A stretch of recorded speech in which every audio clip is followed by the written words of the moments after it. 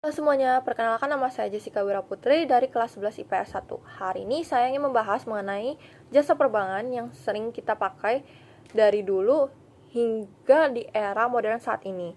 Nah, jasa perbankan ini adalah segala kegiatan transaksional dan finansial bank yang baik dikelola untuk nasabah individu atau badan usaha, ataupun dalam internal suatu bank dalam rangka perputaran keuangan.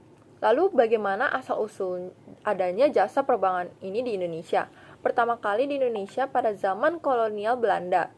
Jadi pada tahun 1746, VOC mendirikan bank yang bernama The Bank van Lening untuk mempermudah aktivitas perdagangan di Indonesia. Namun itu tidak berjalan dengan baik. Akhirnya didirikanlah bank yang bernama The Bank Koran and Bank van Lening. Tapi itu juga tidak berhasil. Pada akhirnya, abad ke-18 akhir, VOC diambil alih oleh pemerintahan kerajaan Belanda. Bank Belanda lalu berkembang dan kemudian jadi cikal bakal terbentuknya Bank Sentral Indonesia, yaitu The Javaste Bank yang didirikan pada tahun 1828. Nah, fungsi utama perbankan adalah sebagai penghimpun dan penyalur dana masyarakat. Jadi, apa tujuan jasa perbankan ini? Menurut Pasal 4 Undang-Undang Perbankan, tujuan perbankan di Indonesia adalah menunjang pelaksanaan pembangunan nasional dalam rangka peningkatan pemerataan, pertumbuhan ekonomi, dan stabilitas nasional ke arah peningkatan kesejahteraan rakyat. Nah, apa aja sih kelebihan dari menyimpan uang di dalam bank? Yang pertama itu ada keamanan. Menabung uang di bank lebih aman daripada menyimpan uang di rumah. Yang kedua, ketersediaan. Dengan menabung uang di bank, memungkinkan nasabah untuk mengakses uangnya kapan saja melalui ATM, internet banking, atau layanan teller. Lalu, yang ketiga adalah imbal hasil yang kompetitif.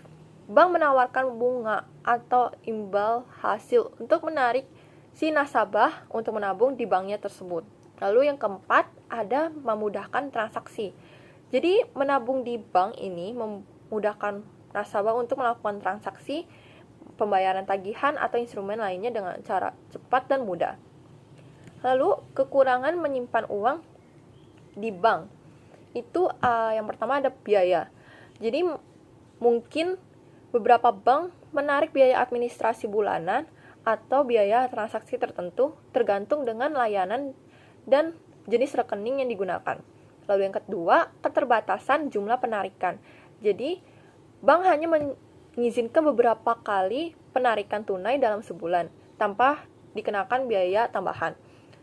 Jika nasabah melakukan penarikan uang lebih dari yang dibatasi, maka akan ada kena biaya tambahan.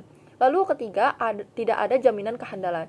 Jadi, sewaktu-waktu bank tersebut mengalami masalah keuangan dan bangkrut, maka uang yang disimpan di bank tersebut akan hilang. Lalu inflasi.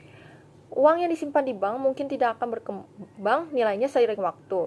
Dan jika tingkat inflasi lebih tinggi daripada tingkat bunga yang diberikan oleh bank, maka akan adanya mengalami penurunan nilai. Lalu, layanan apa aja sih yang ditawarkan oleh si jasa perbankan ini? Ada pertama kiriman uang atau transfer.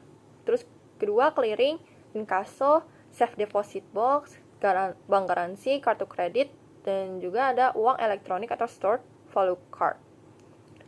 Nah, menurut saya di literasi digital ini, di digital skills, jasa perbankan ini sudah kita pakai sejak dulu, sehingga orang-orang sudah dengan mudah memahami cara kerja jasa perbankan ini.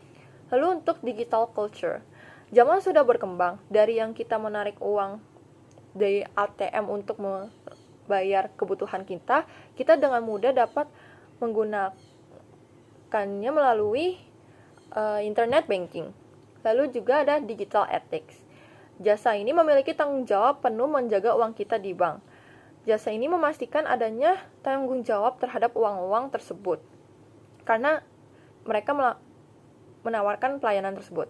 Dan juga digital safety, jasa ini sudah seharusnya memastikan keamanan dan kenyamanan bagi semua orang yang menyimpan duitnya di bank. Sekian, terima kasih dari saya.